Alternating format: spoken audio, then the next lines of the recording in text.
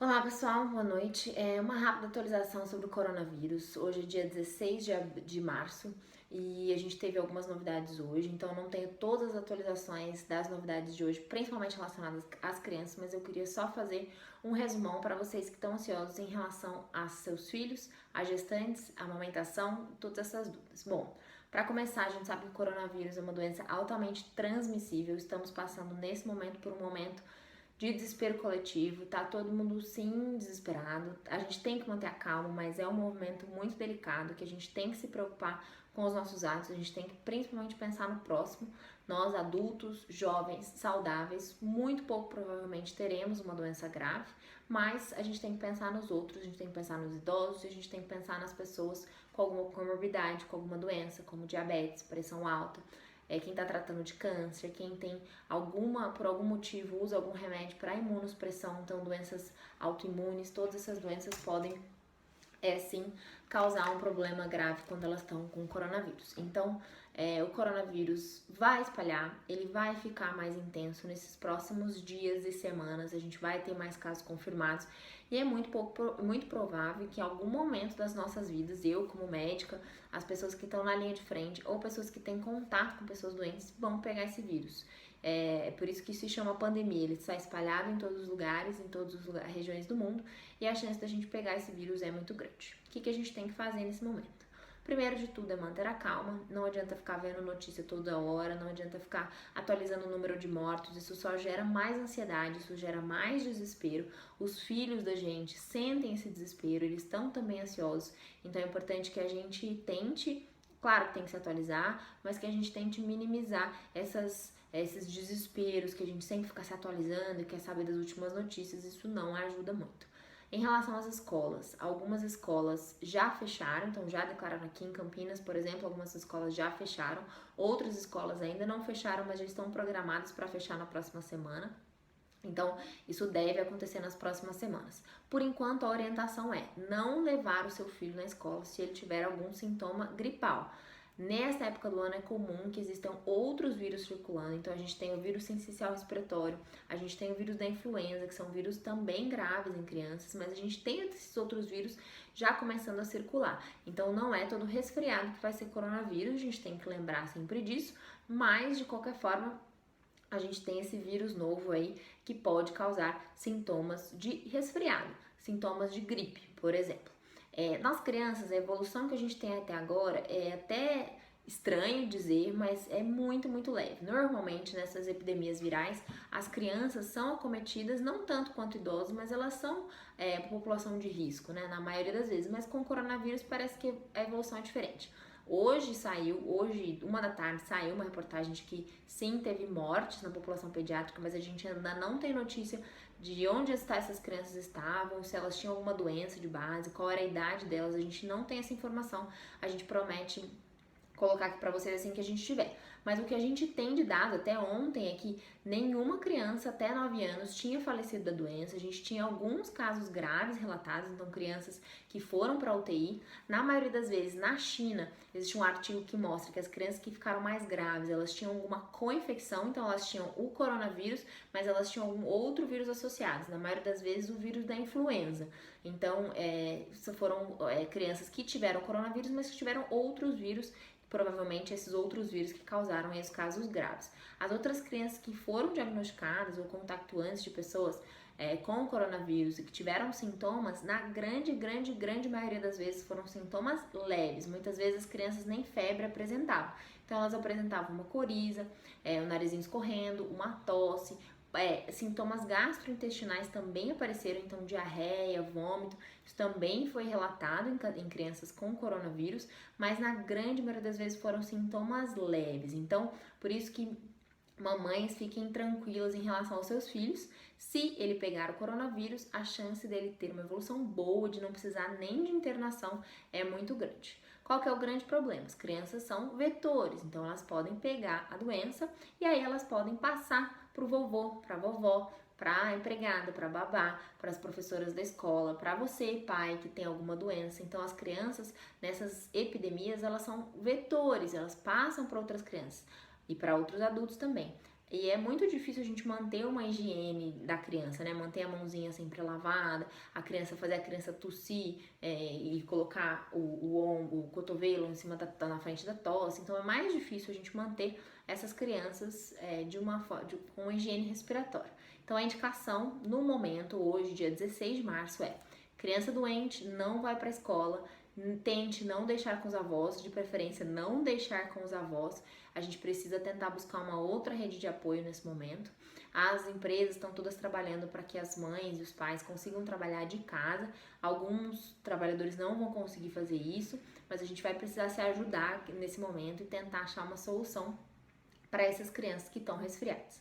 Criança precisa ir no pronto-socorro? Não precisa ir no pronto-socorro. Ela só deve procurar o pronto-socorro em casos de falta de ar, desconforto para respirar, ou em casos de febre alta persistente, ou se aparecer algum outro sintoma preocupante, né? Se você tem um pediatra, entre em contato com o pediatra, converse com ele, veja se é necessário ir até o pronto-socorro. Na grande maioria das vezes não vai ser necessário. E o pronto-socorro, até o momento, é o lugar que a gente mais tem chance de pegar o coronavírus.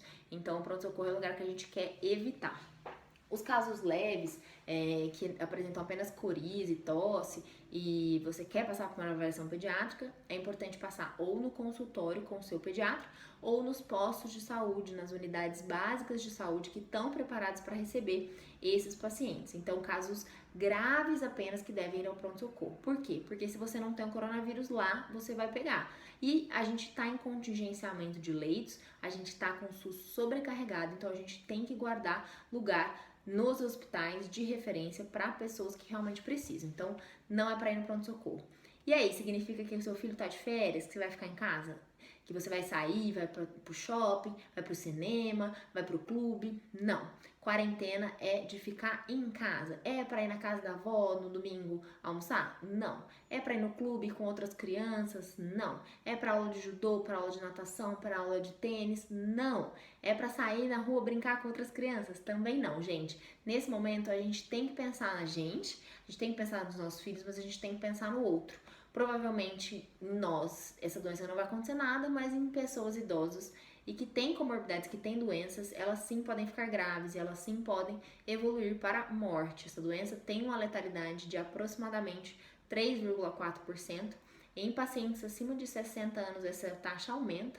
Em pacientes acima de 80 anos, ela chega até 18%. Então, na Itália, que é um país que está sofrendo muito com essa epidemia do coronavírus, a mortalidade gira em torno de 15 a 16% em pacientes acima de 80 anos. Então, a mortalidade é muito alta da doença. Então, a gente precisa ter, nesse momento, um pensamento coletivo, uma ideia de que a gente está se resguardando, está ficando em casa para proteger o outro, para a gente parar a replicação e a transmissão desse vírus. A gente ainda não sabe como esse vírus vai se comportar aqui no Brasil, então tem especulações, alguns estudos saindo de que as temperaturas mais elevadas diminuem a replicação do vírus, então a gente ainda tem uma esperança de que essa epidemia chegue com menos intensidade aqui no Brasil, mas a gente não tem essa certeza. Nosso número de casos tem aumentado a cada dia. Felizmente, a gente ainda não tem nenhum óbito relatado, mas eu acredito, né, todos acreditam que isso é uma questão de tempo, tá? Infelizmente, isso vai acontecer em algum momento. Pessoas assintomáticas, inicialmente, acreditava-se que elas não transmitiam a doença, mas hoje em dia já existem alguns relatos de casos de crianças e adultos que estavam sem sintomas no período de incubação, que é de 2 até 14 dias, que sim transmitiram o vírus. Nessas pessoas que não têm sintoma nenhum, a replicação do vírus, ou seja, a quantidade de vezes que o vírus se multiplica é menor, então a chance de transmissão é menor, mas ela existe. A possibilidade de transmitir sem ter nenhum sintoma é real e ela existe, então a gente tem que tomar esse cuidado. Hoje em dia não estamos colhendo exame do Covid-19 para todo mundo. Por quê? Porque não tem, mesmo na rede particular, testes o suficiente. Por enquanto, a recomendação ainda é colher para pessoas que têm febre mais um sintoma respiratório e que foram para regiões, viajaram nos últimos 14 dias para o exterior e para regiões que tem relato de ter epidemia de coronavírus, e para as pessoas que tiveram contato com pessoas que viajaram que estão sintomáticas. Então ainda a gente não está testando todo mundo. Daqui a pouco provavelmente isso também vai mudar, porque a gente vai perder esse controle das fontes de infecção, e a infecção, a transmissão será comunitária. A gente não terá mais esse controle de quem pegou e quem não pegou o coronavírus de alguém que viajou, mas ainda a recomendação não é para colher para todo mundo. Preciso colher quando eu estou sem sintoma, mesmo que eu tive contato com alguém que tem a doença? Não. Inclusive, não é recomendado colher se você não tem sintoma. Por quê? Porque pode ser um falso negativo, então o vírus não está se replicando o suficiente para vir positivo no teste, mas você pode estar incubando o vírus. E aí você vai ficar tranquila com o teste negativo, não vai tomar as precauções adequadas e pode passar o vírus para outras pessoas. Então não está indicado de forma nenhuma colher se você não tem sintoma nenhum. Se você tem sintomas graves, como febre, tosse, falta de ar, pronto-socorro, e no pronto-socorro será colhido o exame. Se você tem sintomas leves, não tem febre, tem só uma tosse, uma coriza, aí a gente vai depender de cada caso. No SUS, esse exame não será colhido. Na rede particular, existe a possibilidade de você solicitar esse exame. Alguns laboratórios já estão fazendo, inclusive, coletas domiciliares, então se informem na sua região, caso seja o caso. Mas se for um resfriado leve, se for sintomas leves, a não ser que você precise viajar, ou enfim, você tem algum compromisso que você não pode transmitir para ninguém, o recomendado é que você fique em casa por 14 dias. Então, pessoas sintomáticas devem ficar em casa reclusas por 14 dias. Inclusive, isoladas das pessoas que moram na sua casa. Então, não compartilhar objetos, copos, toalhas, sempre tomar bastante cuidado com a lavagem das mãos, dormir em ambientes separados. Então, todas as recomendações são para pessoas sintomáticas que têm outras pessoas dentro da casa. A amamentação. Até o momento que a gente tem é que o vírus não é transmitido pelo leite materno, então já tem bastante estudo comprovando que o aleitamento materno não transmite o vírus. O problema é que a gente tem uma transmissão da mãe para o filho através do contato. Então, na China, essa amamentação estava sendo contraindicada. As mães estavam sendo orientadas a ordenhar o leite e alguém, outra pessoa, outro cuidador, oferecer o leite ordenhado para essa criança por 14 dias. Então, as mães estavam sendo isoladas das crianças. Aqui no Brasil, a recomendação ainda é manter a amamentação. Então, a mãe tem que usar máscara, precisa lavar a mão antes e depois de amamentar a criança e evitar esse contato íntimo de secreções. É difícil, mas existe essa possibilidade de não transmitir, e se transmitir, muito provavelmente será um resfriado, um quadro de resfriado leve. A gente tem um relato de um caso na Inglaterra de um recém-nascido com coronavírus. Acredita-se que a transmissão não tenha sido intraútero, ou seja, não transmitiu dentro da barriga. Acredita-se que a criança tenha pegado o vírus depois que nasceu, mas isso ainda não está muito bem estabelecido. Então, a princípio, a amamentação está liberada com os devidos cuidados em mães confirmadas, em mães que estejam só com sintomas e não tenham confirmação do coronavírus, mantemos a amamentação também com as indicações de higiene, de usar máscara, de lavar a mão, de tomar bastante cuidado com o contato com gotículas, tá? Falei bastante, o momento não é de pânico, mas a gente precisa pensar no próximo. Não é momento de ir pra balada, de ir pra bar, de fazer reunião de família.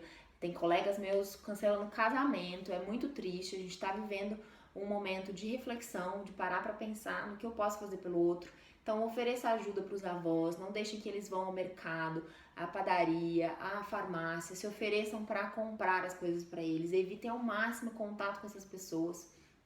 Nesse momento, a gente precisa resguardar as pessoas que têm mais risco, tá bom? Falei bastante, falei um pouquinho rápido, mas esse tema exige um pouquinho de cuidado, a gente tem que prestar atenção, tá bom? Um grande beijo, até a próxima, se inscreve aí no nosso canal que eu prometo fazer mais vídeos a respeito desse assunto. Um grande beijo.